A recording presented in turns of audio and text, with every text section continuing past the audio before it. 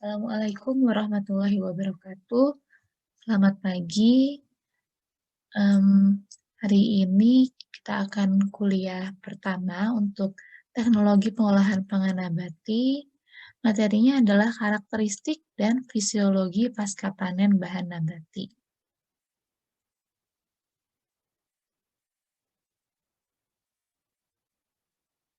Nah, apakah itu pangan nabati?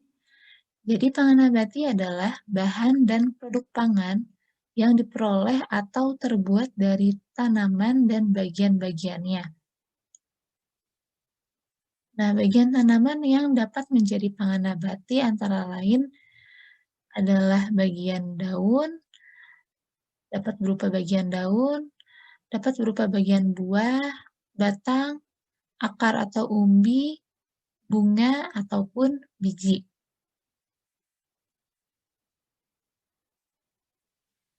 Nah, komoditas-komoditas yang akan dikaji pada mata kuliah teknologi pengolahan pangan nabati ini antara lain adalah buah-buahan. Nah, untuk buah-buahan ini nanti kita akan belajar tentang penanganan segar untuk buah-buahan, teknologi olah minimal, proses termal, reserve dan IMF atau intermediate moisture food atau pangan semi basah dari bahan buah-buahan, kemudian produk kering dari buah-buahan.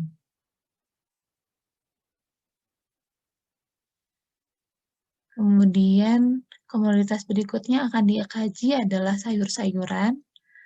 Nah, untuk sayur-sayuran ini nanti kita akan belajar penanganan segarnya, kemudian teknologi olah minimalnya, dan juga proses termal atau proses yang melibatkan panas.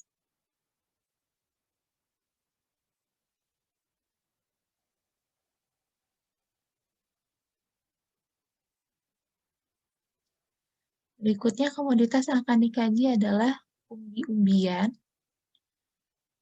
Untuk umbi-umbian ini nanti kita akan belajar teknologi tepung-tepungan dari bahan umbi-umbian, kemudian teknologi pengolahan pati dari umbi-umbian, dan produk diversifikasi pangan pokok.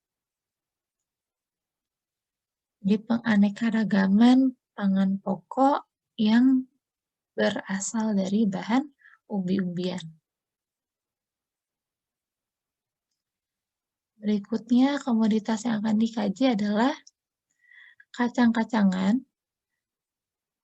Nah, untuk bahan kacang-kacangan ini nanti kita akan belajar mengenai isolat dan konsentrat protein dari bahan kacang-kacangan, kemudian produk fermentasi dari bahan kacang-kacangan, dan produk koagulasi protein dari bahan kacang-kacangan.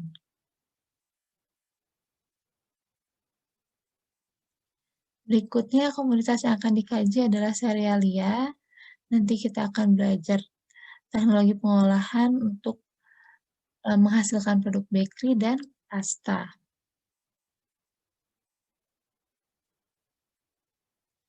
Berikutnya komoditas yang akan dikaji adalah gula. Nanti kita akan belajar mengenai nira, teknologi pengolahan gula, dan teknologi untuk menghasilkan produk-produk permen.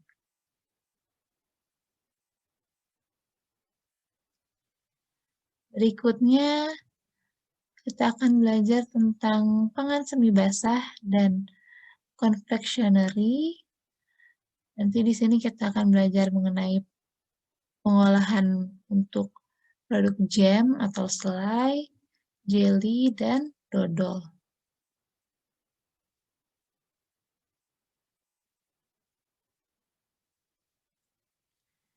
Kemudian ada minyak dan lemak nabati. Nanti kita akan belajar mengenai teknologi ekstraksi dan pemurnian minyak dan lemak nabati, dan juga teknologi untuk menghasilkan produk turunan dari minyak dan lemak nabati.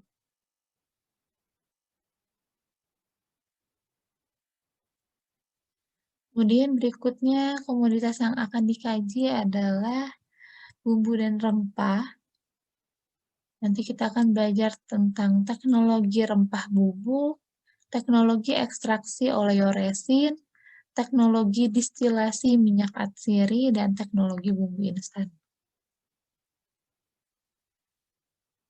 Kemudian kita akan juga mengkaji komoditas dari bahan penyegar seperti coklat.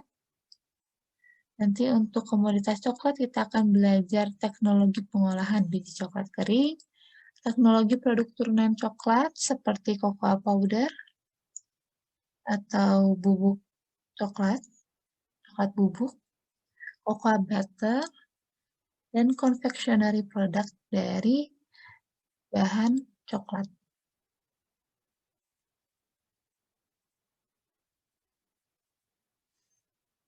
Kemudian berikutnya, bahan penyegar yang akan kita kaji adalah kopi. Nanti untuk kopi ini kita akan belajar mengenai teknologi pengolahan biji kopi kering, teknologi kopi bubuk, teknologi kopi instan, dan teknologi kopi dekafeinasi. Kemudian komoditas bahan penyegar yang akan kita kaji juga adalah teh. Nanti kita akan belajar mengenai teknologi pengolahan daun teh dan teknologi minuman teh. Ya, jadi itu adalah komoditas-komoditas yang akan dikaji di mata kuliah Teknologi Pengolahan Pangan Nabati yang akan kita pelajari di 14 pertemuan. Yang berikutnya terkait dengan fisiologi pasca panen bahan nabati. Ya, jadi bahan nabati ini adalah makhluk hidup ya, dan dalam masa hidupnya dia akan melewati fase muda atau juvenil, kemudian fase dewasa atau mature, kemudian fase matang ya ripe, kemudian layu atau senescence, dan kemudian busuk atau deteriorate. Ya, jadi pada fase muda atau juvenil ini yang terjadi adalah pembelahan sel ya. Kemudian dia akan terjadi pembesaran sel, jadi sel-sel yang tadi sudah semua sudah selesai membelah, kemudian akan masing-masing sel tersebut akan membesar ya sampai dia menjadi mature ya atau dewasa. Kemudian akan terjadi proses pematangan ya, di sini proses pematangan, kemudian akhirnya senescence atau layu. Ya, layu seperti ini, kemudian nanti akan lama-kelamaan akan busuk atau deteriorate. Nah, pada busuk ini biasanya nanti akan tumbuh mikroba pembusuk seperti misalnya kapang.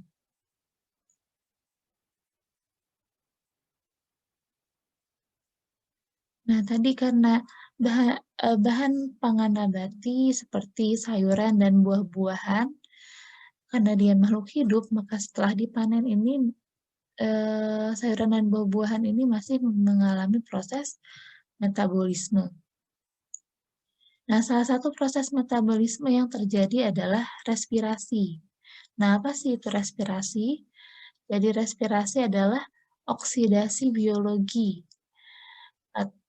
Yang terjadi di sini di respirasi adalah proses pemecahan secara oksidatif senyawa kompleks untuk menghasilkan energi atau ATP yang akan digunakan oleh sel dalam proses metabolisme. Ya. Nah, apa sih senyawa kompleks yang biasanya dipecah secara oksidatif pada respirasi? Senyawa kompleks yang biasanya dipecah itu biasanya adalah karbohidrat, ya. Dipecah secara oksidatif, menghasilkan karbon dioksida dan air juga energi. Nah, ini yang terjadi pada proses respirasi.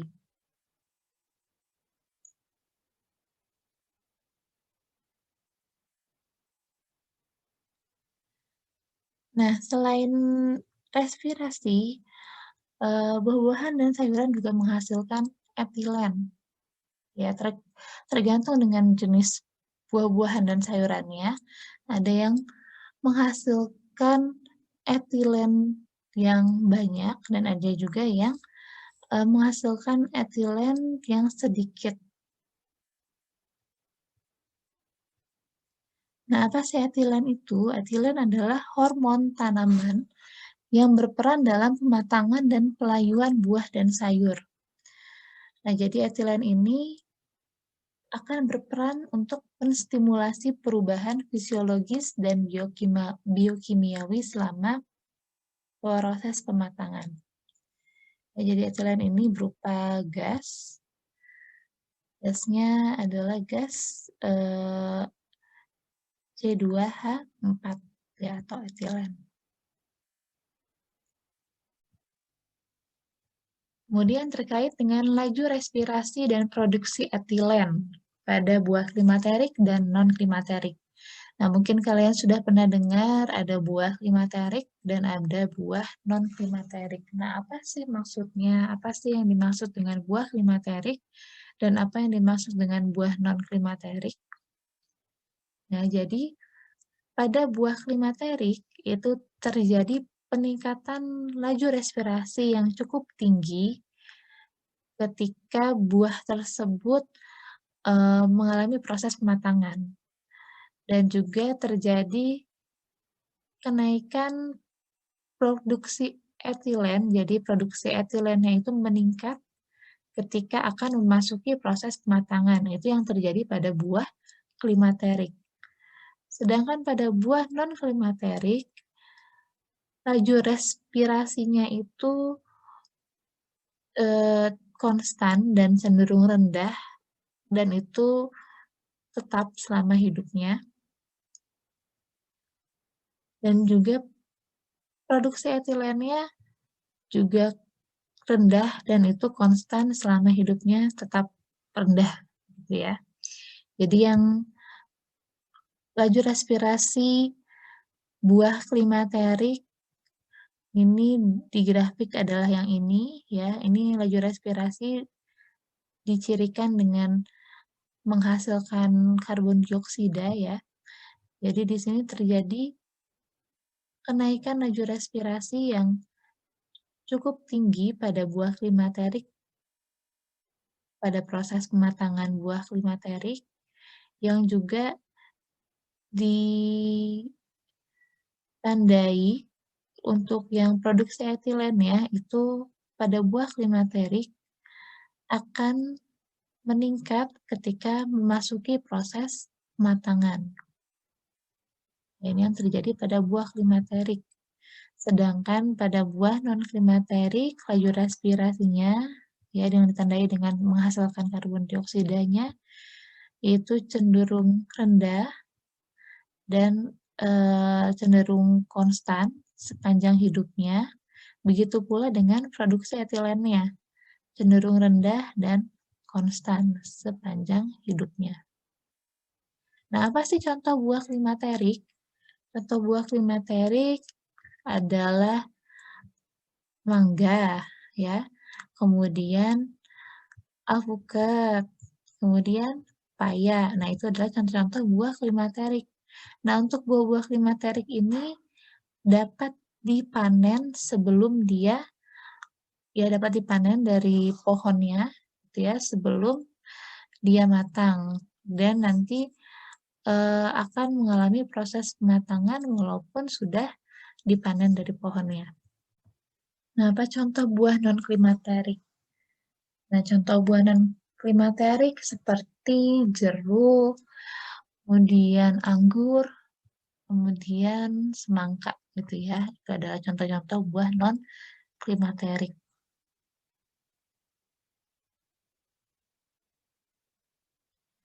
Nah, kemudian buah-buah dan sayur juga mengalami transpirasi, yaitu hilangnya air dalam bentuk uap air dari tanaman melalui stomata, kutikula, dan lentisel.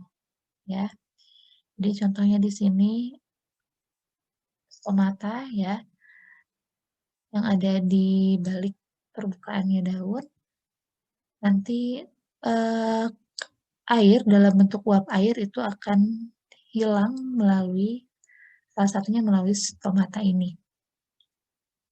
Dan ini akan menyebabkan kehilangan air. Juga selain tadi kehilangan air dari proses respirasi ya, karena menghasilkan air juga. Selain itu juga dari transpirasi juga buah dan sayur dapat mengalami kehilangan air.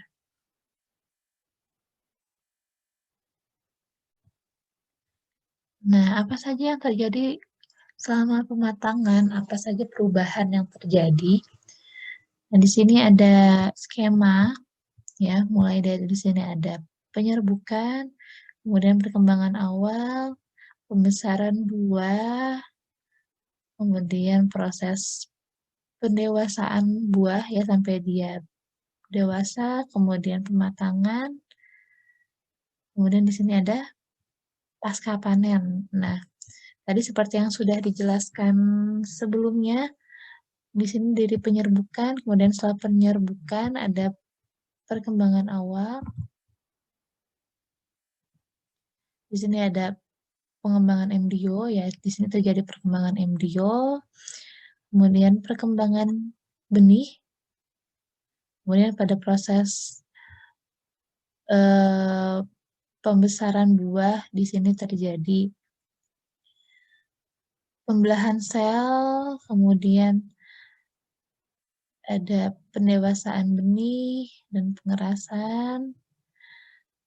Kemudian setelah tadi pembelahan selnya sudah mencapai maksimal, akan terjadi pembesaran sel, ya sel-sel yang tadi sudah membelah, kemudian masing-masing sel akan membesar sampai mencapai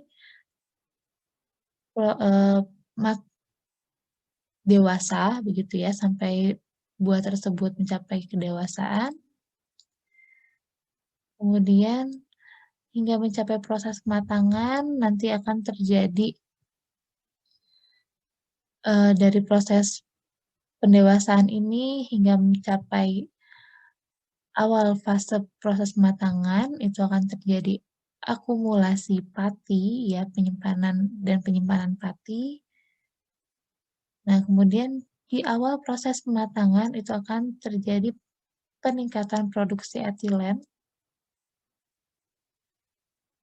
Dan juga tadi pati yang sudah terakumulasi tadi akan mulai terhidrolisis, ya, menghasilkan gula-gula yang lebih sederhana.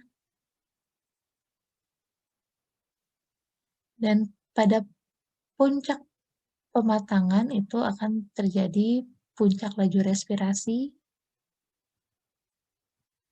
Dan kemudian nanti setelah panen, ya, dan berapa lama setelah penyimpanan akan mulai terjadi senescence atau pelayuan dari jaringan. Nah, yang terjadi selama proses pematangan ini, ya, selama proses pematangan ini, yang diawali dari tadi peningkatan produksi etilen sampai tercapainya puncak laju respirasi, itu terjadi tadi perubahan komposisi karbohidrat, ya, dari yang tadi sudah terakumulasi pati, itu akan mulai terhidrolisis patinya, menghasilkan gula-gula yang lebih sederhana, kemudian terjadi perubahan warna, kemudian terjadi pelunakan daging dan perubahan tekstur. Nah, di sini daging buah maksudnya, pelunakan daging buah dan perubahan tekstur, dan juga perkembangan aroma dan flavor. Nah, tadi yang pertama, perubahan komposisi karbohidrat. Nah, untuk buah-buah dengan kandungan pati yang tinggi, yang tadi selama proses pendewasaannya itu mengakumulasi pati, ketika proses pematangan, kandungan pati tersebut akan mulai terhidrolisis menjadi gula-gula yang lebih sederhana, seperti fruktosa dan glukosa.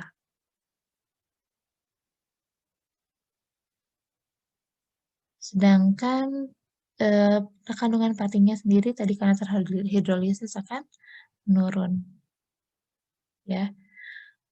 Nah, tadi patinya terhidrolisis menjadi gula-gula yang lebih sederhana seperti ada sukrosa, glukosa, ya. Nah, jadi sukrosa ini nanti awalnya akan meningkat, tapi ketika nanti sukrosanya juga akan terpecah menjadi glukosa dan fruktosa, maka lama-kelamaan sukrosanya ini akan menurun. Sedangkan untuk buah dengan kandungan pati yang rendah itu tidak terjadi perubahan yang nyata pada komposisi karbohidratnya. Nah, contoh buah dengan kandungan pati tinggi seperti apa? Contohnya adalah apel, ya. Maksudnya di sini apel ini akan mengakumulasi pati ketika proses pendewasaan, ya. Dan nanti ketika proses pematangan, pati tersebut akan terhidrolisis menjadi gula-gula yang lebih sederhana, tadi seperti sukrosa, glukosa, dan fruktosa. Sedangkan contoh buah dengan kandungan pati rendah, contohnya adalah jeruk dan juga anggur. Nah, komposisi karbohidratnya pada buah-buah tersebut seperti jeruk dan anggur itu tidak terjadi perubahan nyata pada komposisi karbohidratnya.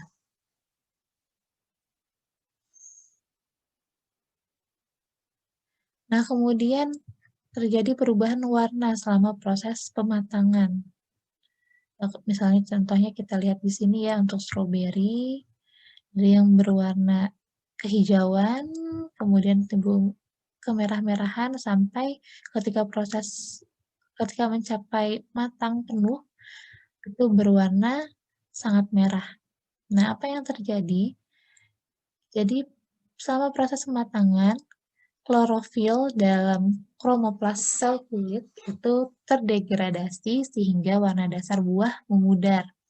Dan secara bersamaan warna menarik dari kulit dan daging berkembang karena akumulasi pigmen-pigmen seperti antosianin, karotenoid, dan juga flavon dalam vakuola sel epidermis. Ya.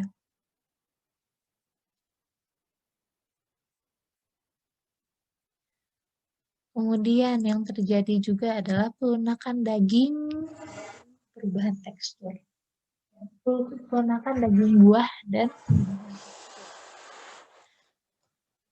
nah seperti yang kita lihat di sini ya pada tomat itu dari yang mature di sini masih sangat keras, kemudian ketika proses pematangan dia akan melunak, dan ketika senescence atau layu dia akan sangat melunak dan juga agak keriput ya. Nah, pelunakan buah ini melibatkan perubahan pada pektin dan hemiselulosa. Ya, pektin dan hemiselulosa ini adalah komponen pada dinding sel dari tanaman ya, dari dinding sel dari tomat misalnya. Nah, yang menyebabkan pelunakan ini adalah pelarutan pektin. Ketika proses pematangan itu nanti akan terjadi pelarutan pektin ya. Jadi akan menghasilkan dari yang protopektin itu akan menghasilkan pektin-pektin yang lebih soluble ya, yang larut. Kemudian juga akan terjadi depolimerisasi hemiselulosa yang merupakan komponen dinding sel juga. Dan apabila terus berlanjut akan juga terjadi depolimerisasi pektin. Ya. Ini yang menyebabkan pelunakan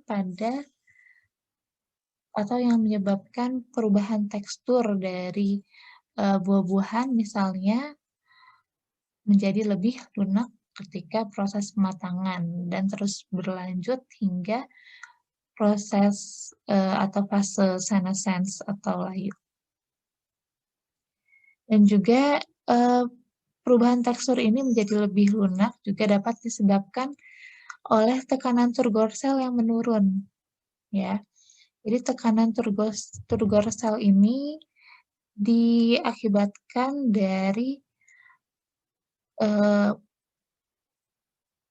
air yang terdapat dalam, eee, buah gitu ya.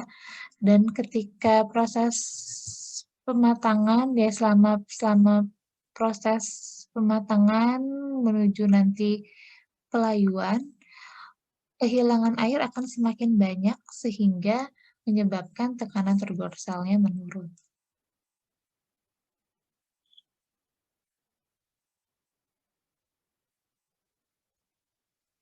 Nah, kemudian yang terjadi berikutnya juga adalah perkembangan aroma dan flavor. Ya, jadi selama proses pematangan itu kan akan tercium, aroma dan flavor yang lebih menarik gitu ya. Nah, senyawa aromatik ini umumnya berupa ester volatil dan alkohol. Komponen aroma dan flavor ini akan meningkat pada fase pematangan hingga mencapai kematangan penuh, kemudian akan mulai menurun ketika memasuki fase senescence atau pelayuan.